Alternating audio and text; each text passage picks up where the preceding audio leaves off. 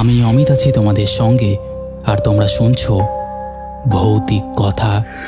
কিছু অনুভূতি এমন যা তোমাদেরও হতে পারে। ঘটনা স্ক্রিপ্টিংয়ে রয়েছে নেহা।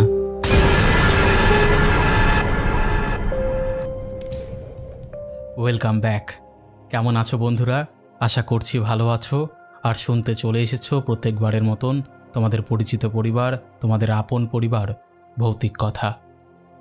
আজকে তোমরা শুনবে দুটো ঘটনা, এবং দুটো ঘটনা কি নিয়ে সেটা আমি বলছি না, তবে তোমরা থাম্বনেল দেখে বুঝতেই পেরেছো একটা ঘটনা কি নিয়ে। আজকের প্রত্যেক দিনের মতন আজকের এপিসোডটাও জমজমাট হতে চলেছে, তোমরা জানোই। তোমরা চুপটি করে বসে পড়েছো, আমি সেটাও জানি। হেডফোনটা লাগিয়ে নিয়েছো যাদের আছে বর্তমানে, আর তোমরা লাইক কমেন্ট শেয়ার করে দিয়েছো, আমি এটাও জানি। চলো একদম বেশি কথা বাড়াবো না, আমরা শুরু করে দেব আজকের প্রথম ঘটনা। দাদা নমস্কার, আমি সৈকত। বাড়ি উত্তর 24 পরগনার এক সীমান্ত রেখা মফস্বল এলাকায়। এটা আমাদের একটা ছোট্ট গ্রাম। চারিদিকে ধান ক্ষেত, মাঝখানে কাঁচা রাস্তা, আর সন্ধ্যা নামলেই এমন নিস্তব্ধতা নেমে আসতো আমাদের গ্রামে, যেন পুরো পৃথিবীটা হঠাৎ থেমে গেছে। সেই গ্রামের এক প্রান্তে থাকত সমীরণদের পরিবার। সমীরণ স্থানীয় বাজারে একটি কাপড়ের দোকানে কাজ করত। স্ত্রী মিতালি গৃহবধূ, আর তাদের দুটো সন্তান, বড় ছেলে রুদ্র আর ছোট মেয়ে তিথি। অভাব ছিল, কিন্তু শান্তি ছিল। দিনের শেষে অল্প আলোয় বসে সবাই একসঙ্গে ভাত খাওয়া, সন্ধ্যায় মিতালির ঠাকুর ঘরে প্রদীপ জ্বালানো, আর রাতে তিথির গল্প শুনে ঘুমিয়ে পড়া, এভাবেই কেটে যাচ্ছিল তাদের সাধারণ জীবন। কিন্তু তারা জানতো না, খুব শিগগিরই তাদের বাড়ির ভেতরে এমন কিছু প্রবেশ করতে চলেছে যা ধীরে ধীরে পুরো পরিবারটাকে ভেতর থেকে ভেঙে দেবে। ঘটনাটা শুরু হয়েছিল বর্ষাকালের এক বিকেলে। সেদিন আকাশ সকাল থেকেই ভারী ছিল। বিকেলের দিকে রুদ্র তার বন্ধুদের সঙ্গে মাঠের পাশের পুরনো ইটভাটার দিকে খেলতে গিয়েছিল। জায়গাটা অনেক দিন ধরেই পরিত্যক্ত পড়েছিল। গ্রামের লোকেরা সন্ধ্যার পর ওই দিকটা এড়িয়ে চলত, কারণ সেখানে নাকি মাঝরাতে অদ্ভুত কান্নার শব্দ শোনা যেত। তবে এইসব কথা ছোট ছেলেদের কাছে রোমাঞ্চ ছাড়া আর কিছুই ছিল না। খেলতে খেলতে হঠাৎ রুদ্রের নজর যায় ঝোপের ভেতরে পড়ে থাকা একটা কাপড় মোড়ানো জিনিসের দিকে। প্রথমে সে ভেবেছিল কারোর ফেলে দেওয়া পুতুল হবে, কিন্তু কাছে গিয়ে কাপড়টা সরাতেই সে থমকে যায়। ভেতরে ছিল একটা মেয়ের পুতুল। সাধারণ পুতুলের মতো না, অদ্ভুত রকম সুন্দর। ফর্সা মুখ, বড় বড় কাচের চোখ, ঠোঁটে মৃদু হাসি, আর পরনে পুরনো ধাঁচের লাল ফ্রক। আশ্চর্যের বিষয় হলো, এত ধুলোবালির মধ্যেও পুতুলটার গায়ে তেমন ময়লা ছিল না, যেন কেউ খুব যত্ন করে রেখে গেছে।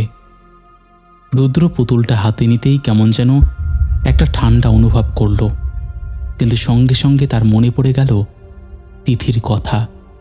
তিথি অনেক দিন ধরেই একটা বড় পুতুল চাচ্ছিল। দোকানে এসে প্রায় বলতো, দাদা আমার যদি এমন একটা পুতুল থাকতো। কিন্তু সংসারের অবস্থা এমন ছিল যে নতুন জামা কেনাই কষ্টকর, খেলনা তো দূরের কথা। তাই আর কিছু না ভেবে রুদ্র পুতুলটাকে বাড়িতে নিয়ে এলো। বাড়িতে এনে তিথির হাতে দিতেই মেয়েটা আনন্দে আত্মহারা হয়ে গেল। সে পুতুলটার নাম দিল মীরা। প্রথম দিন সব কিছুই স্বাভাবিক ছিল, কিন্তু সমস্যা হয় দ্বিতীয় রাত থেকেই। গভীর রাতে মিতালির ঘুম ভেঙে যায় একটা অদ্ভুত শব্দে। মনে হচ্ছিল কেউ খুব আস্তে আস্তে কথা বলছে। প্রথমে সে ভাবে হয়তো বাইরে কেউ হাঁটছে, কিন্তু শব্দটা আসছিল তিথির ঘর থেকে। মিতালি উঠে গিয়ে দেখে তিথি বিছানার কোণায় বসে আছে, আর পুতুলটাকে সামনে রেখে বিড়বিড় করে কথা বলছে। ঘরের বাতি নিভানো ছিল, শুধু জানালা দিয়ে চাঁদের হালকা আলো ঢুকছিল। সেই আধো অন্ধকারে মেয়েটার মুখটা এতটাই অস্বাভাবিক লাগছিল যে মিতালির বুক কেঁপে ওঠে।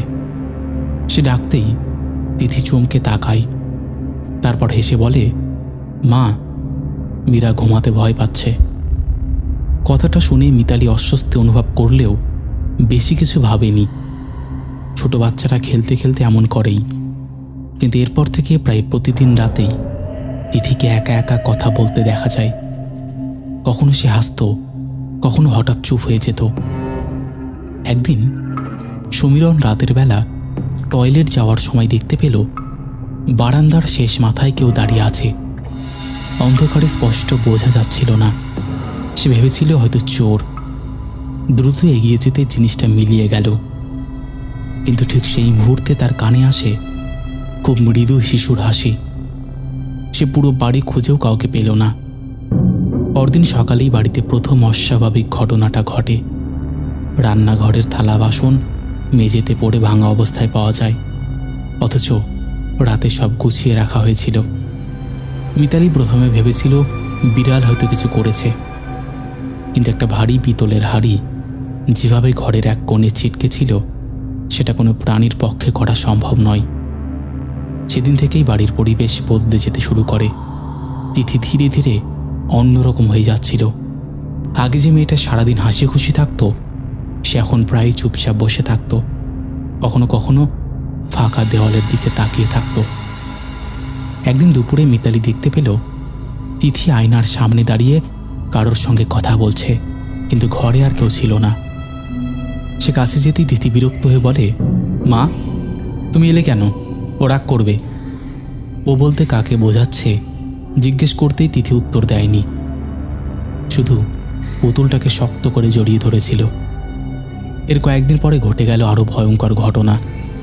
সকালে ঘুম থেকে উঠে মিতালি দেখতে পেল তিথির পিঠে লম্বা 3টে আঁচড়ের দাগ, যেন ধারালো নখ দিয়ে কেউ টেনে দিয়েছে। দাগগুলো এত গভীর ছিল যে সামান্য রক্ত বেরিয়েছিল। তিথিকে জিজ্ঞেস করলে সে শুধু বলল, মীরা রাতে রাগ করেছিল। কথাটা শুনে সমীরণের মাথাটা গরম হয়ে যায়। সে সঙ্গে সঙ্গে পুতুলটা নিয়ে বাড়ির ভেতরে ফেলে দিতে চায়। গ্রামের মোড়ের ডাস্টবিনে পুতুলটা ছুঁড়ে ফেলে দিয়ে সে বাড়ি ফিরে আসে। সেদিন রাতেই সবাই কিছুটা নিশ্চিন্তে ঘুমিয়েছিল, কিন্তু পরদিন সকালে তিথির চিৎকারে ঘুম ভাঙে সবার। দৌড়ে গিয়ে তারা দেখে পুতুলটা আবার তিথির বিছানার ওপর বসে আছে, আগের মতোই পরিষ্কার, ঠোঁটে সেই অদ্ভুত হাসি। সমীরণের হাত পা ঠান্ডা হয়ে যায়। সে নিশ্চিত ছিল সে নিজে পুতুলটাকে অনেক দূরে ফেলে এসেছে। মিতালি ভয় পেয়ে কাঁদতে শুরু করে, কিন্তু তিথি পুতুলটাকে বুকে জড়িয়ে ধরে বলল, কেউ ওকে ফেলতে পারবে না। সে রাত থেকেই পরিস্থিতি ভয়াবহ রূপ নেয়। মাঝরাতে দরজায় ধাক্কার শব্দ শোনা যেত, কখনো ছাদের উপর কেউ হাঁটছে বলে মনে হতো। একদিন তো সমীরণ স্পষ্ট শুনতে পেল রান্নাঘরে কেউ হাসছে। সাহস করে ভেতরে ঢুকতেই সব শব্দ বন্ধ, কিন্তু মেঝেতে ছড়িয়ে ছিটিয়ে পড়েছিল চাল, ডাল আর ভাঙা কাচ, যেন কয়েক মিনিট আগেই কেউ তাণ্ডব চালিয়েছে। গ্রামের লোকজন এসব শুনে বাড়িতে আসা কমিয়ে দিল। পাশের বাড়ির এক বৃদ্ধা মিতালিকে বলেছিল, কোনো অচেনা জিনিস কুড়িয়ে আনলে আগে গঙ্গা জল ছিটাতে হয়, সব জিনিস ঘরে আনা ভালো না। কিন্তু তখন অনেক দেরি হয়ে গেছে। তিথির অবস্থা দিন দিন খারাপ হচ্ছিল। সে মাঝরাতে উঠে বাড়ির ভেতরে হাঁটত, কখনো নিজের ঘরের দেওয়ালে আঁকিবুকি কাটত। একদিন মিতালি ঘুম ভেঙে দেখে তিথি বারান্দায় দাঁড়িয়ে বাইরে তাকিয়ে আছে। বাইরে তখন প্রবল বৃষ্টি। মিতালি কাছে যেতেই তিথি খুব ঠান্ডা গলায় বলে ওঠে, ওরা আসছে। কারা? প্রশ্ন করতেই মেয়েটা ধীরে ধীরে ঘুরে তাকায়। সেই চোখে এমন এক দৃষ্টি ছিল যা কোনো শিশুর চোখে থাকা সম্ভব নয়। এরপর সমীরণ সিদ্ধান্ত নেয় কাউকে ডাকা দরকার। গ্রামেরই এক ব্যক্তি তাকে একজন তান্ত্রিকের কথা বলে, যিনি নাকি এমন অদ্ভুত ঘটনার সমাধান করেন। প্রথমে সমীরণ এইসব বিশ্বাস করত না, কিন্তু নিজের চেয়ে এত কিছু দেখার পর আর উপায় ছিল না। 2 দিন পর সন্ধ্যের দিকে সেই ব্যক্তি তাদের বাড়িতে আসে। মাঝবয়সী মানুষ, গায়ে সাদা ধুতি, কপালে সিঁদুরের তিলক, হাতে একটা পুরনো কাপড়ের ব্যাগ। বাড়ির সামনে দাঁড়াতেই লোকটা থেমে যায়। তারপর নিচু গলায় বলে, বাড়ির ভেতরে খুব খারাপ শক্তি আছে। কথাটা শুনে মিতালির শরীর কেঁপে ওঠে। লোকটা ভেতরে ঢুকতে আচমকা বাড়ির ভেতর একটা বিকট শব্দ হয়, যেন কেউ ভারী কিছু ফেলে দিল। সঙ্গে সঙ্গে তিথির ঘর থেকে কান্নার আওয়াজ ভেসে আসে। সবাই ছুটে গিয়ে দেখে ঘরের চেয়ার উল্টে পড়ে আছে আর জানলার কাচ ভাঙা, অথচ কয়েক সেকেন্ড আগেও ঘরে কেউ ছিল না। তান্ত্রিক ধীরে ধীরে পুতুলটার দিকে এগিয়ে যায়। তখন পুতুলটা বিছানার উপর বসানো ছিল। লোকটা পুতুলটার দিকে তাকিয়ে কয়েক মুহূর্ত চুপ করে থাকে। তারপর ব্যাগ থেকে একটা লাল সুতো বের করে পুতুলটার চারপাশে পেঁচিয়ে দেয়। ঠিক সেই মুহূর্তে ঘরের বাতিটা টিমটিম করতে শুরু করে। বাইরে হঠাৎ ঝোড়ো হাওয়া ওঠে। তিথি চিৎকার করে কাঁদতে শুরু করে। সে বারবার বলছিল ওকে বাঁধবে না, ও রেগে যাবে। তান্ত্রিক মন্ত্র পড়তে শুরু করতেই ঘরের ভেতর একটা অসহ্য দুর্গন্ধ ছড়িয়ে পড়ে। মনে হচ্ছিল কিছু পচে গেছে। তারপর হঠাৎ আলমারির দরজা নিজে থেকেই খুলে যায়। ভেতর থেকে জামাকাপড় মেঝেতে পড়ে যেতে থাকে। মিতালি ভয়ে সমীরণের হাত শক্ত করে ধরেছিল। লোকটা চোখ বন্ধ করেই মন্ত্র পড়ছিল। কয়েক মিনিট পর সে চোখ খুলে খুব নিচু গলায় বলে, এই পুতুলের মধ্যে আত্মা বেঁধে রাখা হয়েছে। সমীরণ কাপা গলায় জিজ্ঞেস করে, কিভাবে? লোকটা জানায়, অনেক সময় হিংসা বা প্রতিশোধের কারণে কিছু মানুষ কালো জাদুর মাধ্যমে নির্দিষ্ট কোনো জিনিসে অশুভ শক্তি বেঁধে দেয়। তারপর সেই জিনিস এমন জায়গায় রেখে আসে যেখানে কেউ সেটা কুড়িয়ে নেবে। যার বাড়িতে সেই জিনিস যায়, ধীরে ধীরে তার সংসার ভেঙে যেতে শুরু করে। কথাগুলো শুনে সমীরণের মনে পড়ে যায় কিছুদিন আগে জমি নিয়ে গ্রামের এক লোকের সঙ্গে তার ঝামেলা হয়েছিল। তবে সে নিশ্চিত হতে পারেনি। তান্ত্রিক জানায়, এখন সবচেয়ে জরুরি হলো পুতুলটাকে সম্পূর্ণভাবে নিষ্ক্রিয় করা। তারপর শুরু হয় আসল প্রক্রিয়া। ঘরের চারপাশে গঙ্গা জল ছিটানো হয়, ধূপ জ্বালানো হয়। তান্ত্রিক মাটিতে কিছু চিহ্ন আঁকে। তারপর পুতুলটাকে মাঝখানে রেখে মন্ত্র পড়তে থাকে। যত সময় যাচ্ছিল ঘরের পরিবেশ তত ভারী হয়ে উঠছিল। আচমকা তিথি জোরে চিৎকার করে ওঠে। তার কণ্ঠস্বর যেন বদলে গিয়েছিল। ছোট মেয়ের গলার বদলে মনে হচ্ছিল অন্য কেউ কথা বলছে। সে দাঁত চেপে বলছিল, ওকে নিয়ে যেতে পারবি না। মিতালি কান্নায় ভেঙে পড়ে। সমীরণ মেয়েটাকে ধরে রাখার চেষ্টা করছিল। হঠাৎ ঘরের কোণে রাখা আয়নাটা ফেটে যায় বিকট শব্দে। সবাই চমকে ওঠে। তান্ত্রিক তখন আরও জোরে জোরে মন্ত্র পড়তে শুরু করে। কয়েক মুহূর্ত পর হঠাৎ পুরো ঘর নিস্তব্ধ হয়ে যায়। বাতাস থেমে যায়। তিথি অজ্ঞান হয়ে মেঝেতে পড়ে যায়। আর পুতুলটার মুখের কাচের চোখ দুটোতে যেন ফাটল ধরে যায়। লোকটা ধীরে ধীরে উঠে দাঁড়িয়ে বলে, এখন আর ভয় নেই। এরপর পুতুলটাকে কাপড়ে মুড়ে নিয়ে যাওয়া হয়। কোথায় নেওয়া হয়েছিল সেটা কেউ জানত না। তান্ত্রিক শুধু বলেছিল, এই ধরনের জিনিস সাধারণভাবে ফেলে দিলে আবার ফিরে আসতে পারে, তাই বিশেষ নিয়মে নষ্ট করতে হয়। তিথি কয়েকদিন জ্বরে ভুগেছিল, তবে ধীরে ধীরে সে স্বাভাবিক হয়ে যায়। আগের মতো খেলাধুলো শুরু করে। রাতে আর কথা বলতো না। বাড়িতেও আর কোনো অদ্ভুত ঘটনা ঘটেনি। কিন্তু সেই ঘটনার পর সমীরণদের পরিবার পুরোপুরি বদলে যায়। তারা আর কখনো বাইরে থেকে কোনো অচেনা জিনিস ঘরে আনেনি। গ্রামের মানুষ এই ঘটনার কথা বহুদিন ধরে আলোচনা করত। বিশেষ করে সন্ধ্যের পর ইটভাটার দিকটা এখনও সবাই এড়িয়ে চলে। কেউ কেউ বলে সেই জায়গায় মাঝে মাঝে এখনও একটা ছোট মেয়ের হাসির শব্দ শোনা যায়। আবার কেউ বলে বর্ষার রাতে ঝোপের পাশে লাল ফ্রক পরা একটা পুতুলকে বসে থাকতে দেখা যায়। যদিও এসবের সত্যতা কেউ প্রমাণ করতে পারেনি, তবে সমীরণ একটাই কথা সবাইকে বলতো, সব সুন্দর জিনিস নিরাপদ হয় না। তো এই ছিল একটা ঘটনা। যদি ভালো লাগে তাহলে অবশ্যই পড়ে শুনিও। আমি অপেক্ষায় থাকবো তোমার মুখে এই ঘটনাটা শোনার জন্য। ভালো থেকো অমিতদা, সুস্থ থেকো, আর তোমার এই সুমধুর কণ্ঠে ঘটনা শুনিয়ে যেও। তো বন্ধুরা, এই ছিল আমাদের আজকের জমজমাট একটি ঘটনা, প্রথম ঘটনা। আশা করছি তোমাদের ভালো লেগেছে। কেমন লেগেছে তোমরা অবশ্যই সেটা কমেন্ট করে জানিয়ে দাও। তোমাদের মধ্যে এখনও যারা এই পরিবারে যুক্ত হওনি তারা যুক্ত হয়ে যাও।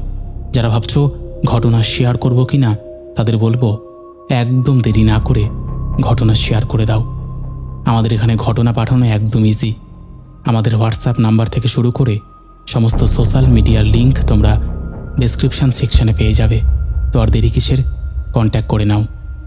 আর একটা কথা, ভৌতিক কথা কোনো রকম অন্ধবিশ্বাস, কোনো রকম কুসংস্কার বা কোনো রকম নেগেটিভিটিকে প্রশ্রয় দেয় না। ভৌতিক কথার কাজ শুধুমাত্র মানুষের জীবনে ঘটে যাওয়া ঘটনা সকলের সামনে তুলে ধরা, নচেত আর কোনো উদ্দেশ্য নেই। তাই যারা বিশ্বাস করছো না তারা এগুলোকে এন্টারটেনমেন্টের জন্যই নিয়ে নাও। চলো এবার আমরা শুরু করে দিই পরের ঘটনা। দাদা নমস্কার। আজকে যে ঘটনাটা বলবো সেটা ভরা এক শীতের ঘটনা বলতে পারো। ডিসেম্বরের শেষ সপ্তাহ। উত্তরের হাওয়াটা তখন এমনভাবে বইছিল যেন রাতের অন্ধকারের সঙ্গে মিশে চারপাশে আরও ঠান্ডা আর নিষ্ঠুর করে তুলছে। সেদিন গভীর রাতে ট্রাকের কেবিনে বসে আমি যখন হেডলাইটের আলো ফুঁড়ে সামনে এগোচ্ছিলাম, তখন একেবারের জন্য ভাবিনি যে রাতগুলোর স্মৃতি আমাকে সারা জীবনের জন্য বদলে দেবে। আমার নাম সমর। ট্রাক চালানোর পেশায় এসেছিলাম খুব বাধ্য হয়ে। এর আগে বাজারে একটা ছোট্ট ইলেকট্রিসিটির দোকান ছিল, কিন্তু ধার দেনা আর লোকসানের চাপে সব বিক্রি করে দিতে হয়।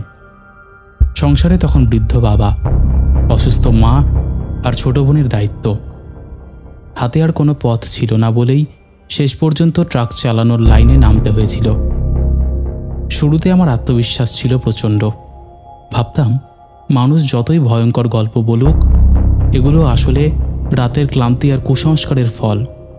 কিন্তু পরে বুঝেছিলাম পৃথিবীর সব গল্প মিথ্যে নয়, কিছু কিছু রাস্তা সত্যিই মানুষের জন্য নয়। প্রথম দিন যখন শহরের বাইরে পুরনো এক ট্রান্সপোর্ট গোডাউনের কাজে যোগ দিতে গেলাম, তখন চারপাশে শুধুই ধোঁয়া, ডিজেলের গন্ধ আর ভারী ট্রাকের শব্দ। অভিজ্ঞ ড্রাইভারদের মুখে অদ্ভুত একটা ক্লান্তি ছিল। তাদের চোখে এমন কিছু দেখেছিলাম যা ভাষায় বোঝানো যায় না। কেউ কেউ আমাকে দেখে হেসেছিল, কেউ আবার করুণ দৃষ্টিতে তাকিয়েছিল, যেন বুঝতে পারছে আমি এখনও কিছু জানি না। সেদিন রাতেই আমাকে প্রথম ট্রিপ দেওয়া হয়েছিল। খুব বড় রাস্তা নয়, প্রায় 40 কিলোমিটার দূরের একটা গুদামে মাল পৌঁছে দিতে হবে। আমি ভেতরে ভেতরে উত্তেজিত ছিলাম। স্টিয়ারিং হাতে নেওয়ার মুহূর্তে মনে হচ্ছিল জীবনে নতুন কিছু শুরু করছি। যদিও বাড়িতে বাবা একদমই রাজি ছিলেন না। তিনি বারবার বলতেন রাতের রাস্তায় মানুষের চেয়ে অন্য কিছুর দাপট বেশি। আমি হেসে উড়িয়ে দিতাম। প্রথম ট্রিপটা কোনো সাহায্য ছাড়াই শেষ হয়েছিল। রাতে যখন আবার গোডাউনে ফিরলাম, তখন প্রায় সবাই চা খেতে খেতে গল্প করছিল। রাস্তার মধ্যে কুয়াশা এত ঘন ছিল যে সামনে দাঁড়ানো মানুষটাও ঝাপসা লাগছিল। তখনই পরিচয় হয় গফুর কাকার সঙ্গে।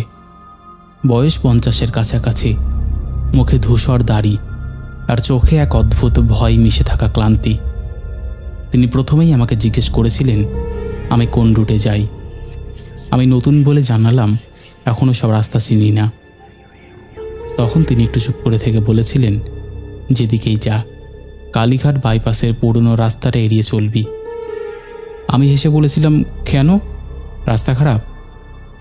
তিনি সিগারেটের ধোঁয়া ছাড়তে ছাড়তে বলেছিলেন রাস্তা খারাপ না, ওখানে যা আছে সেটা মানুষের জন্য না। সবাই তখন চুপ হয়ে গিয়েছিল, কেউ কথা বলছিল না। গফুর কাকা ধীরে ধীরে বলতে শুরু করলেন বহু বছর আগে এক ড্রাইভার গভীর রাতে সেই রাস্তা দিয়ে যাচ্ছিল। রাস্তার ধারে সে এক নববধূকে দাঁড়িয়ে থাকতে দেখে, লাল শাড়ি, মাথায় ঘোমটা, হাতে শাখা। মেয়েটা এমনভাবে সাহায্য চাইছিল যে ড্রাইভার গাড়ি থামিয়ে দেয়, কিন্তু সে গাড়ি থেকে নামার পর যা দেখে সেটা মানুষ সহ্য করতে পারে না। রাস্তার পাশের এক পুরনো বটগাছের নিচে কয়েকটা জ্বলন্ত দেহ দুলছিল, আর তাদের সামনে দাঁড়িয়েছিল একটা লম্বা ছায়ামূর্তি, যার হাতে ছিল ধারালো কিছু। ড্রাইভার দেখছিল সেই ছায়াটা এক একটা মৃতদেহের গলা কেটে নিচে ফেলছে, আর সেই নববধূ তখন ধীরে ধীরে তার দিকে ঘুরে তাকায়। তার চোখ দুটো ছিল ফাঁকা, কিন্তু সেখান থেকে রক্ত গড়িয়ে পড়ছিল। গফুর কাকা বলেছিলেন সেই ড্রাইভার এরপর আর কোনোদিনও কথা বলতে পারেনি। কয়েক মাস পর নাকি পাগল হয়ে মারা যায়। গল্পটা শুনে আমার শরীর ঠান্ডা হয়ে গিয়েছিল, যদিও নিজেকে শক্ত দেখানোর জন্য হেসেছিলাম। কিন্তু সেই রাতেই বাড়ি ফিরে বারবার ঘুম ভেঙে যাচ্ছিল। চোখের সামনে শুধু সেই রক্তমাখা কোণের মুখ ভেসে উঠছিল। পরের কয়েকদিন আমি ছোট ছোট রুটেই যাতায়াত করছিলাম, কিন্তু অদ্ভুত ব্যাপার হলো গোডাউনের প্রায় প্রত্যেক ড্রাইভারের কাছেই কোনো না কোনো ভয়ঙ্কর গল্প ছিল। একদিন রাতে মাল খালাসের পর সবাই আগুন পোহাচ্ছিল। তখন আর একজন ড্রাইভার, নাম সুরজ, তার অভিজ্ঞতা বলতে শুরু করলো। সে বলল, একবার মাঝরাতে পুরনো খালের ব্রিজ পার হওয়ার সময় সে রাস্তার মাঝখানে একটা বৃদ্ধকে শুয়ে থাকতে দেখে। প্রথমে সে ভেবেছিল লোকটা হয়তো অসুস্থ। সে হর্ন দেয়, কিন্তু বৃদ্ধ নড়ে না। সে এসে বিরক্ত হয়ে নিচে নেমে আসে, কিন্তু রাস্তার কাছে গিয়ে দেখে সেখানে কেউ নেই। হঠাৎ ওপরে তাকিয়ে সে দেখে সেই বৃদ্ধ ব্রিজের রেলিংয়ের ওপর দাঁড়িয়ে আছে। পরের মুহূর্তেই সে নিচে ঝাঁপ দেয়। সরোজ দৌড়ে গিয়ে নিচে তাকিয়েছিল, কিন্তু নিচে শুধু কুয়াশা আর কালো পানি ছাড়া, আর কালো জল ছাড়া কিচ্ছু ছিল না। তখন চারিদিক থেকে নাকি দীর্ঘশ্বাসের মতো শব্দ ভেসে আসছিল। পরে স্থানীয়রা তাকে জানিয়েছিল বহু বছর আগে সেই ব্রিজের কাছে একটা বাস নদীতে পড়ে যায়, অনেক মানুষ মারা গিয়েছিল। তারপর থেকেই মাঝরাতে সেখানে মৃত মানুষের কান্নার শব্দ শোনা যায়। এইসব ঘটনা শুনে আমি তো ধীরে ধীরে বদলে যাচ্ছিলাম। আগের মতো সাহস পাচ্ছিলাম না। রাতে হাইওয়েতে বেরোলে মনে হতো কেউ যেন অন্ধকার থেকে তাকিয়ে আছে। মাঝে মাঝে হেডলাইটের আলোয় দূরে দাঁড়িয়ে থাকা গাছটাকেও মানুষের মতো লাগতো। তবুও কাজ তো থামানো যায় না। পেটের দায় মানুষকে সব ভুলিয়ে দেয়। একদিন মালিক আমাকে ডেকে বললেন, পরের ট্রিপটা একটু দূরে যেতে হবে। রোডটার নাম শুনেই পাশে বসে থাকা সবাই চুপ হয়ে গিয়েছিল। জায়গাটার নাম রামপুরা রোড। তখন পাশ থেকে দিলওয়ার ভাই আমাকে ধীরে ধীরে বললেন, ওই রাস্তাটা ভালো না। আমি জিজ্ঞেস করলাম কেন? তিনি একটু ইতস্তত করে বললেন, ধ্রুব নামে এক ড্রাইভার গিয়েছিল, ফিরে এসেছিল ঠিকই, কিন্তু আগের মানুষ ছিল না। এরপর তিনি যে গল্প বললেন সেটা শুনে আমার হাত পা ঠান্ডা হয়ে গিয়েছিল। ধ্রুব এক বর্ষার রাতে সে রাস্তা দিয়ে যাচ্ছিল। গভীর জঙ্গলের ভেতর দিয়ে রাস্তা গেছে। হঠাৎ সে শুনতে পায় ছোট বাচ্চার কান্না। প্রথমে পাত্তা দেয়নি, কিন্তু শব্দটা বারবার কাছে আসতে থাকে। শেষে সে গাড়ি থামিয়ে দেখে রাস্তার পাশে একটা ছোট্ট ছেলে দাঁড়িয়ে আছে।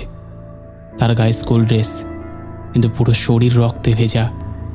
ছেলেটা শুধু বলেছিল, আমাকে বাড়ি নিয়ে চলো। ধ্রুব নাকি তার পিছু নিয়ে রাস্তার ভেতর পুরনো একটা স্কুল ঘরের কাছে যায়, আর সেখানে গিয়ে দেখে পুরো জায়গা জুড়ে ছোট ছোট বাচ্চার মৃতদেহ পড়ে আছে। কেউ দেওয়ালে হেলান দিয়ে বসে, কেউ মেঝেতে ওপর হয়ে, আর সব করার চোখ খোলা। ধ্রুব সেদিনের পর থেকে আর ঠিকভাবে কথা বলতে পারতো না। কিছুদিন পর সে নিখোঁজ হয়ে যায়। ঘটনাটা শুনে আমার বুকের ভেতর কেমন চাপা ভয় জমে উঠেছিল। আমি মালিককে বলেছিলাম অন্য কাউকে পাঠাতে, কিন্তু তিনি রেগে গিয়ে বললেন, এত ভয় পেলে ট্রাক চালাতে এসেছিস কেন? শেষ পর্যন্ত বাধ্য হয়ে রাজি হলাম। সেদিনের রাতটা আমি কোনোদিন ভুলতে পারবো না। ঠান্ডা হাওয়া বইছিল, রাস্তার দুপাশে শুকনো গাছ, দূরে দূরে কুয়াশা জমেছিল। আমি ধীরে ধীরে ট্রাক চালাচ্ছিলাম। রাস্তায় তখন আর কোনো গাড়ি ছিল না, শুধু আমার ট্রাকের ইঞ্জিনের শব্দ। প্রায় 1.5 ঘন্টা চলার পর হঠাৎ রাস্তার পাশে একটা মরচে ধরা সাইনবোর্ড চোখে পড়ল। বোর্ডের অর্ধেক লেখা মুছে গেছে, কিন্তু তাতে লাল রঙের কিছু দাগ ছিল, যেন কেউ রক্ত মেখে রেখেছে। ঠিক তখনই ট্রাকটা কাঁপতে শুরু করলো। হেডলাইটটা বারবার জ্বলে নিভে যাচ্ছিল। স্টিয়ারিং শক্ত হয়ে গেল। আমি ঘাবড়ে গিয়ে ব্রেক চাপলাম। চারপাশে এমন নীরবতা ছিল যে নিজের নিঃশ্বাসের শব্দ শুনতে পাচ্ছিলাম। হঠাৎ সামনে আলো পড়ে দেখি রাস্তার মাঝখানে একটা ছোট ছেলে দাঁড়িয়ে আছে। তার হাতে লম্বা একটা লোহার রড। মুখটা স্পষ্ট দেখা যাচ্ছিল না, কিন্তু সে স্থির হয়ে আমার দিকেই তাকিয়েছিল। আমার শরীরের রক্ত যেন শুকিয়ে গিয়েছিল। সেই মুহূর্তে দিলওয়ার ভাইয়ের কথা মনে পড়ে গেল। আমি বুঝতে পারছিলাম কিছু একটা ভয়ঙ্কর ঘটনা ঘটতে চলেছে। ট্রাকের দরজা খুলে পালাতে চেয়েও পারছিলাম না। মনে হচ্ছিল শরীর অবশ হয়ে গেছে। হঠাৎ লক্ষ্য করলাম আমার বাঁ হাতের কবজিতে বাঁধা বাবার দেওয়া পুরনো তাবিজটা গরম হয়ে উঠেছে। ঠিক সেই মুহূর্তেই ট্রাকের ইঞ্জিন নিচে থেকে স্টার্ট নেয়। আর 1 সেকেন্ড দেরি করিনি। দ্রুত গিয়ার বদলে ট্রাক সরিয়ে উল্টো দিকে চালাতে শুরু করি। পেছনের আয়নায় একবার তাকিয়েছিলাম, আর সেই দৃশ্যটা আজও ভুলতে পারিনি। রাস্তার মাঝখানে দাঁড়িয়ে থাকা সেই ছেলেটার পেছনে আরও অনেকগুলো ছোট ছোট অবয়ব দাঁড়িয়েছিল। তারা সবাই ধীরে ধীরে আমার দিকে এগিয়ে আসছিল। তাদের চোখে কোনো আলো ছিল না, শুধুই অন্ধকার। আমি পাগলের মতো ট্রাক চালিয়ে সেখান থেকে বেরিয়ে আসি। গোডাউনে পৌঁছানোর পর আমার অবস্থা দেখে সবাই ভয় পেয়ে গিয়েছিল। আমি কাঁপতে কাঁপতে সব ঘটনা বলেছিলাম, কিন্তু মালিক একটা কথাও বিশ্বাস করেনি। উল্টো বলেছিল আমি নাকি মদ খেয়ে সব বানিয়ে বলছি। তারপর সবার সামনে অপমান করে আমাকে কাজ থেকে বের করে দেয়। সেদিন রাতে বাড়ি ফিরে আমি অনেকক্ষণ চুপ করে বসেছিলাম। বাবা শুধু একবার বলেছিলেন, সব রাস্তা মানুষের জন্য না। এরপর আর কখনো রাতে ট্রাক চালাইনি। দিনের আলো ছাড়া আমি আর কোনোদিনও স্টিয়ারিং ধরিনি, কারণ আমি জানি এই রাতের অন্ধকারে যারা ট্রাক চালায় তাদের সঙ্গে এমন অনেক ঘটনা ঘটে যেগুলো তারা এক্সপ্লেন করতে পারে না, যেগুলো তাদের একদম কল্পনারও বাইরে। তো অমিত, এই ছিল ঘটনা। যদি ভালো লেগে থাকে অবশ্যই পড়ে শুনিও। আমার জীবনে এরকম আরও ঘটনা আছে, তুমি যদি চাও তোমাকে লিখে পাঠিয়ে দেব। ভালো থেকো অমিত, সুস্থ থেকো, গুড নাইট। তো বন্ধুরা, এই ছিল আমাদের আজকের জমজমাট একটি এপিসোড। আশা করছি তোমাদের ভালো লেগেছে। কেমন লেগেছে তোমরা অবশ্যই সেটা কমেন্ট করে জানিয়ে দাও। তোমাদের মধ্যে এখনও যারা এই পরিবারে যুক্ত হওনি তারা যুক্ত হয়ে যাও। চলো এবার আমরা শুরু করে দিই শাউট আউট পর্ব। শেষের এপিসোডে ফার্স্ট কমেন্ট করেছে SK Araful Hossain, second comment করেছে মৌসুমি হালদার, থার্ড কমেন্ট করেছে বৈষ্ণবী দেবী দাসী। তিনজনেই লাভ লাভ রিয়াক্ট দিয়েছে। তারপরে কমেন্ট করেছে পাপড়ি দোলা, দীপ দাস, অঞ্জলি মণ্ডল, প্রণতি মুখার্জি, মৌসুমি ভ্লগস, সীমা হালদার, সঙ্গীতা মজুমদার, কৃষ্ণা, পম্পা মহন্ত লিখেছে হাই ভাই, আমি অপেক্ষা করছি কখন ঘটনা আসবে বলে, কিন্তু আমার ফোনে কেন 10 মিনিট দেরি করে আসে জানি না। অনেক সময় হয় গো, তুমি একবার না আনসাবস্ক্রাইব করে আবার সাবস্ক্রাইব করো। তারপরে কমেন্ট করেছে মল্লিকা ডেলি ব্লগস, লিখেছে দাদা আমার নামটা একবার বলো, আমার নাম আরাধ্যা। হ্যালো আরাধ্যা। তারপরে কমেন্ট করেছে অসীম দাস, মল্লিকা ডেলি ব্লগস, গীতা গোস্বামী, নওসাদ মল্লিক, সুদীপ্তা ব্যানার্জি, বিনাপানি বিশ্বাস, অভি স্টুডিও, সোমা বেরা, রাকেশ, কার্তিক সাহা, অন্তিম স্যাড মোমেন্ট, জবা দেবী লিখেছে হ্যালো অমিতবাবু, তোমার ঘটনাগুলো খুব ভালো লাগছে, ডানকুনি থেকে জবা চক্রবর্তী বলছি, থ্যাংক ইউ। তারপরে কমেন্ট করেছে কামরুল, লিখেছে মালয়েশিয়া থেকে দেখছি, হ্যালো কামরুল। তারপরে কমেন্ট করেছে অঞ্জলি মণ্ডল, সমীর সরকার, অসীম দাস, এমডি মোয়াজভুনিয়া, শিল্পা চ্যাটার্জি, মলয় চক্রবর্তী লিখেছে অমিতদা অপেক্ষা করছিলাম ঘটনা কখন ঢুকবে, কিন্তু ঘটনা ঢুকতে এত লেট হলো কেন? লেট একটু হয়েছে গো, আগের দিন একটু লেট হয়েছে।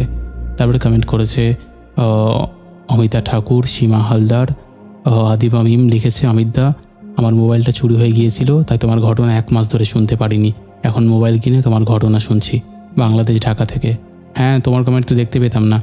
তারপরে কমেন্ট করেছে জয় সর্দার, রূপা মাজিল্লিয়া, রাম টুডু, শিহাব শাফিরউদ্দিন, শান্তর দুনিয়া, সুতৃষ্ণা রয় লিখেছে হ্যালো দাদা কেমন আছো তুমি, ঘটনা শুনতে চলে এলাম একদম। তারপরে কমেন্ট করেছে প্রিয়াঙ্কা চক্রবর্তী, সুশান্ত সাহা, সুস্মিতা মণ্ডল লিখেছে এই 3টে ঘটনা তোমার গলায় শুনতে খুব ভালো লাগে, থ্যাংক ইউ। তারপরে কমেন্ট করেছে সমীরণ ঘোষ, সোমা বেরা, দেবাশিস বাগচি, বৈষ্ণবী দেবী দাসী লিখেছে উপস্থাপনা খুব সুন্দর হয়েছে, থ্যাংক ইউ। তো এরকম অসংখ্য প্রিয় মানুষেরা আমাদের শেষের এপিসোডে কমেন্ট করেছে, যাদের কমেন্ট আমি আর চাইলেও পড়তে পারছি না। তো আজকের মতন এখানেই শেষ করছি, আবার দেখা হবে নতুন কোনো ঘটনা নিয়ে।